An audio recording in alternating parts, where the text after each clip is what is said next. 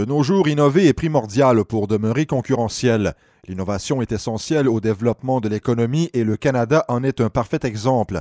Ce pays a toujours été un leader en matière de science et de technologie et le 10e anniversaire du Canadarm 2 illustre fort bien cette suprématie. Chris Hadfield est l'un des 2 astronautes qui ont installé le Canadarm 2 en 2001 durant la première sortie dans l'espace du Canada. Il est extrêmement difficile de bâtir des choses dans l'espace. Vous passez des ténèbres les plus profondes à une lumière incroyablement intense en quelques secondes. Le Canadarm a été utilisé dans cet environnement pour construire la station spatiale. Il récupère des objets de la navette spatiale ou du Canadarm 1 de la navette pour ensuite les manipuler dans l'environnement incroyablement détaillé et déroutant des 3 dimensions entourant la station spatiale et les installer minutieusement à bord au bon endroit.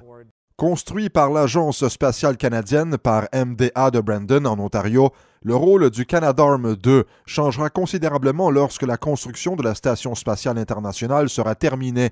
En plus de son travail actuel, le bras fera de plus en plus d'attrapés cosmiques, une manœuvre spectaculaire qui consiste à saisir des engins spatiaux en vol libre et à les amarrer à la station spatiale.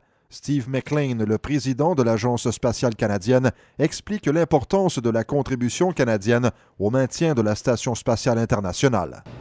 Le Canadarm 2 est un exemple impressionnant du leadership du Canada en matière de la robotique.